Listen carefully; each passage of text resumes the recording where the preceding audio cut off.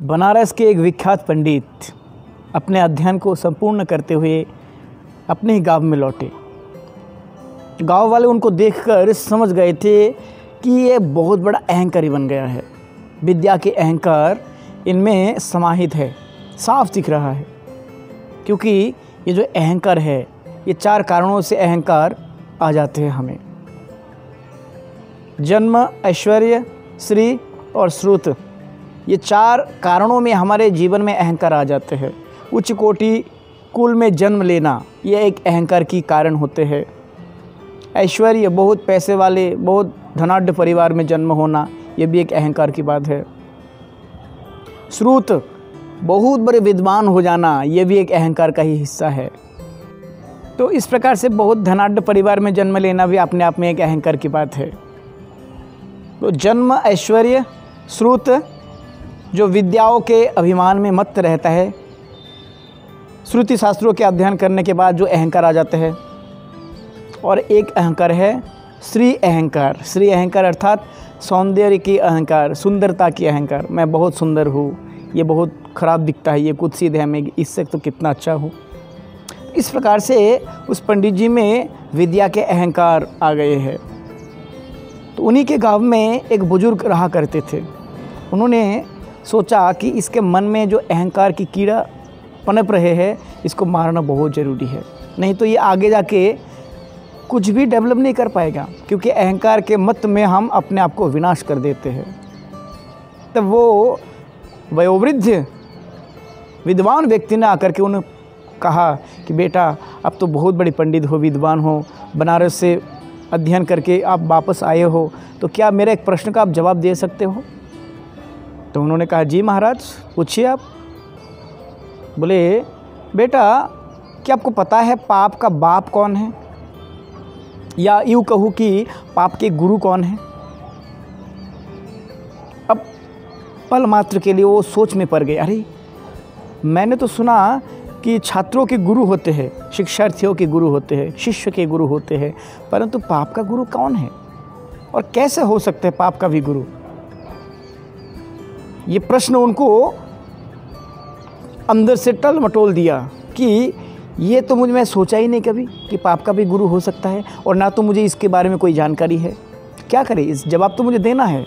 जवाब देने के उद्देश्य में वे फिर अपने गांव से है बनारस जा पहुँचे अपने गुरु के पास कि गुरुजी, बहुत दुविधा में फंस गया मैं। किसी एक बुजुर्ग ने मुझे ये प्रश्न पूछ लिया कि पाप का गुरु कौन है, पाप का बाप कौन है।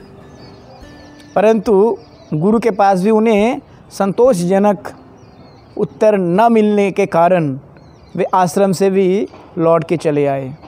लौट के आते आते ये बनारस के गलियों से वो गुजर ही रहे थे कि अचानक से एक वेश्या ने आकर के उन्हें कहा कि पंडित जी, आप बड़े उदास दिखते हो आजकल, क्या बात है?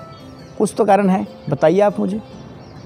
बोले, क्या बताऊँ जी, मैं तो परेशान हूँ कि मुझे एक प्रश्न का जवाब नहीं मिल रहा है। बोले, कौन सा प्रश्न है भाई? बोले, एक प्रश्न है, पाप का बाप कौन है, पाप के गुरु कौन है?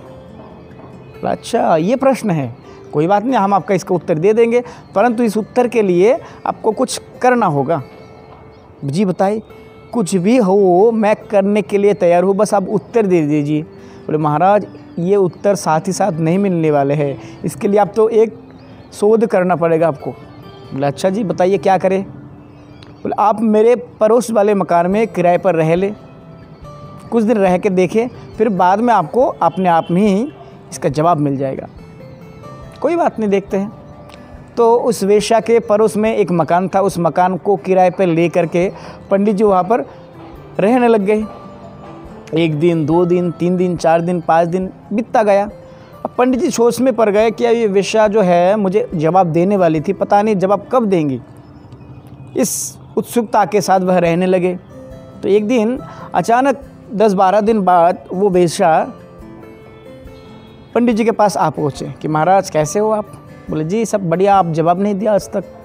नहीं महाराज, वो तो हो जाएगा, पर मैं सोच रही हूँ कि आजकल तो आप खुद ही स्वयं भोजन बनाते हैं, स्वयं पाते हैं, फिर आपके अध्ययन भी रहता होगा, आपके ये बाकी सारे कार्य भी रहते होंगे, कैसे कर लेते हो अकेले में? बोले, कोई नहीं, हम तो कर ही लेते हैं। बोले, नहीं महाराज, अगर आप बुरा ना माने तो मैं आपके लिए भोजन बना दिया करूं मैं? बोले नहीं, इतना कष्ट क्यों, मैं कर लूँगा अपने आप में। बोले नहीं महाराज, आप इतना कष्ट क्यों करते हो, पास में तो रहती हूँ मैं, तो आपके लिए भोजन बना दिया करूँगा, मैं करूँगी, और आप उस भोजन को ले ले। ने कहा कि महाराज आप इतना कष्ट क्यों कर रहे हो, इससे अच्छा होगा कि मैं ही आपको हर रोज़ भोजन बना दिया करूँ, पास में ही तो रहती हूँ मैं, मेरे हाथ से बनाया हुआ भोजन नहीं पाओगे क्या आप? और वो महात्मा भी, पंडित भी ऐसे थे कि वो किसी से बनाया हुआ भोजन नहीं पाते थे, स्वयं पका करके वो पाते थे। इतने जीवन के इतने दिनों का व्रत है, उसको कैसे तोड़ दे भला? परंतु क्यों ना तोड़े, लोभ जो दिया उनको।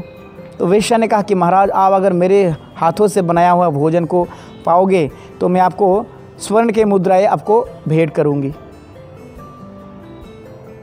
अब जैसे स्वर्ण मुद्रा के बारे में उन्होंने सुना तो तत्क्षणात उनके व्रत के प्रतिज्ञा को त्याग करते हुए उन्होंने कहा कि कोई बात नहीं, जब आप आकर के बना दीजिएगा भोजन, मैं पालूंगा। क्योंकि एक साथ दो ऑफ़र, एक तो भोजन बना देंगी वो, हमें कोई मेहनत नहीं करने होंगे, बैठे बैठे खाना मिल जाएंगे, उसके ऊपर से स्वर्ण मुद्राएं, मतलब एक साथ दोनों हाथों में लड्डू। इन्हीं उत्सुकता के साथ वे बहुत आनंदित हुए पंडित।